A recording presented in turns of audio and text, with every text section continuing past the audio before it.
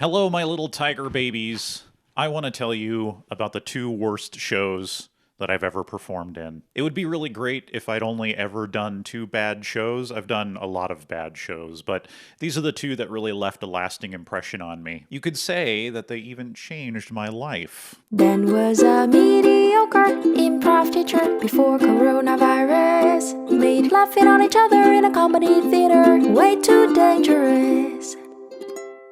So first, a little backstory. Dan started taking improv classes at Sonoma State University. In fact, it was the first class that I signed up for as soon as I was able to register. And after that first semester of classes, I moved on to the Improv Comedy Club on campus, the Improvaholics. Now, this club has been around since 2004, and it's still operational today. As a matter of fact, you can find their COVID-era Zoomprov right here on YouTube. They have their own channel. And the one thing that binds all Improvaholics together, both past and present, is that we hate the name, but nobody can come up with anything better. Now, the Improvaholics are moderately famous on the Sonoma State campus for their midnight shows. At 11:59 p.m. every second Friday night during the school year, we would put on a free improv show for whoever wanted to attend, whoever was awake at that hour. And so, predictably, our audience was comprised almost exclusively of tipsy college students, which is about the easiest type of audience to perform for. Midnight shows are super fun and easy, and all the performers came away from them just feeling really good.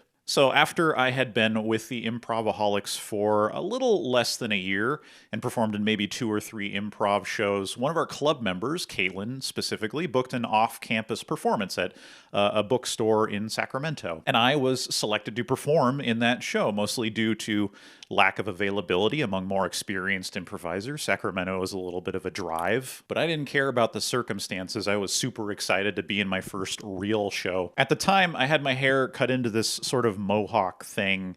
I'd been a punk rock poser for many years, even though my new improv friends didn't know about the poser part yet. For the show, I gelled my hair up into this crispy little buzzsaw thing and also decided it'd be extra cool to wear this long red scarf while on stage to really set myself apart from the other performers. And if you are an improviser, that sentence made you a little uncomfortable. So we got on stage in front of an audience of maybe 45 people in a building that was built for around 12, which of course caused the environmental controls to go rogue, as they often do at shows, and blast heat onto the stage. So I am sweating in my dumb little scarf, and what remains of my hair gel is leaking down the sides of my head like warm honey. And as you've already guessed, I tanked so incredibly hard, not just because I was uncomfortable, which I really was, but also because I wasn't a very good improviser yet, and I hadn't realized it until just that moment. I couldn't figure out where I belonged in any scene. Everything I tried was either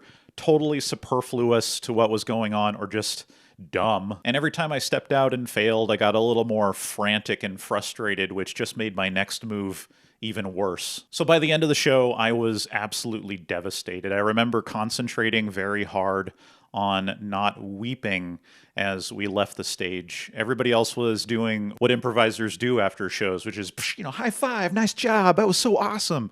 And I was that guy that was like, that was a horrible show. What are you talking about? That was awful. But I didn't say anything because I was just trying not to cry. This was my first show outside of the safe little Sonoma State bubble, and it was a big reality check. After losing a night of sleep and a lot of introspection, that show was the beginning of one of many platitudes that I carry with me, which has been further developed and reinforced as I've watched all kinds of improv over the following decade. And that platitude is, we only see your moves. We, the audience, only care about your moves, which are the individual choices you make while performing. Every little interaction with another performer or every interaction with the audience, those are moves. Anything you invent or introduce on stage, those are moves. And all we see are your moves. Everything else, for the most part, is superfluous. The audience doesn't care what your team name is or how the show is themed or whether everyone on the team has matching shirts or how ingenious your format is, or whether you're using props, or what kind of music gets played when you come out on stage. They don't care. Your moves will be way louder than any of those things. Now, I have had a great deal of success applying this paradigm to the rest of my life. No matter who you meet, whether on a first date or a job interview or at a customer service position or whatever.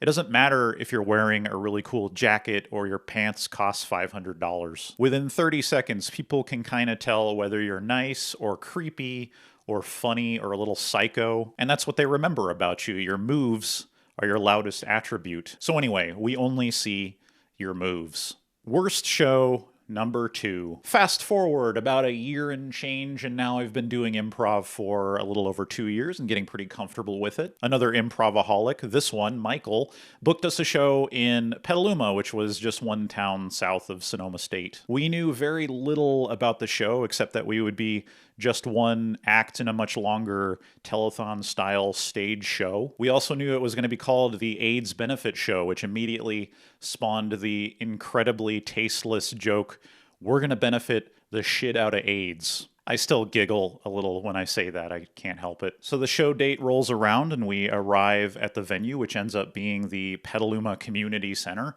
And just seeing the building from the outside, we could already tell this was going to be the largest room we'd ever played to. So we all suppressed our manic improviser excitement long enough to sneak into the show that had already been going, presumably, for about 4 hours. We quietly, respectfully opened one of the doors into the back of the auditorium, and I was immediately awestruck by the size of this place. It had this vaulted ceiling and at least 300 chairs set up in a space that could accommodate 1,000 easily. And all of those chairs completely vacant, except for 3 people in the front row. There was a guy on stage playing a really good medley of Nintendo music on a grand piano, which was really surreal. But the room was so empty that the 3 audience members could hear us sneak into the back of the auditorium, even though we were at least 60 yards away, and they all 3 turned around to see who had arrived. Now, I don't remember who took the lead on breaking us out of our fight or flight instinct and moving us towards the front row, but I'm 90% sure it was this guy, Josh, who is probably the funniest person I've ever had the pleasure of knowing. Now I kind of want to start a podcast where I just talk to all my old improv friends. I would call it Nepotism Incorporated, because you only get on if you're my friend. But sitting there in the front row of this devastatingly underattended charity event, I finally internalized the idea that A, I don't have to be in control and I don't have to try to fix this. And B, since I am not in control, then no matter how horrible it all feels, this can just be a comedy. Now, I'm sure that I'm late to that realization. I think most normal people get there in their early 20s, maybe. Looking back over my teens, it kills me how much time I spent feeling embarrassed for stuff that I couldn't control. One pretty common example is being genetically prone to having an eggplant-shaped body with little noodle arms. It felt like such a tragedy that I had this ostensibly abnormal appearance, but all I had to do was reframe the context. Having a body like mine is actually really funny, especially when I'm playing soccer or something. It's like those first few minutes after putting a costume on a cat. It's hilarious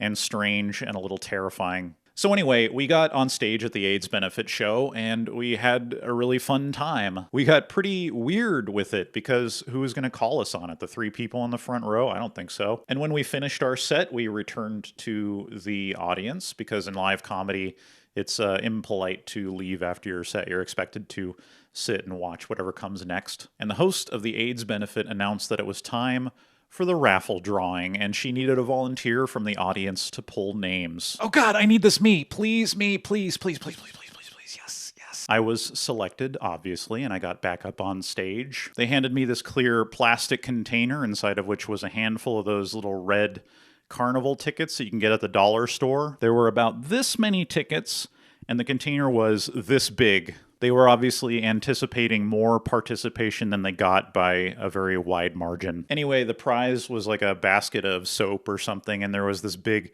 build-up. The host wanted everybody to pat their thighs like a thumb roll. A thumb roll, like a drum roll, as I reached in for the first name. I pulled a ticket. Catherine.